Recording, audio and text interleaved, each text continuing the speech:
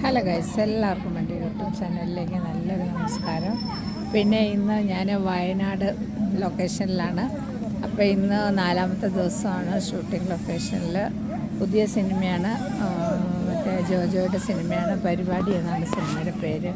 അതിൻ്റെ പള്ളിയും കാര്യങ്ങളൊക്കെയാണ്. ഇപ്പം നിറയെ ആളുകളാണ് ലൊക്കേഷനിൽ. അടിപൊളി സീൻസുകളാണ് കേട്ടോ. ആളുകളെല്ലാം നിറച്ച് പോകുന്നു. ഇത് പള്ളിക്കുന്ന് പള്ളിയാണ്. വളരെ ഫേമസ് ആയിട്ടുള്ള ഒരു പള്ളിയാണ്, പള്ളിക്കുന്ന് പള്ളിയാണ്. അപ്പോൾ ഈ പള്ളിയിൽ നമ്മൾ അതിശയമായിട്ടുള്ള പല കാഴ്ചകളും കാണാനായിട്ട് സാധിക്കും.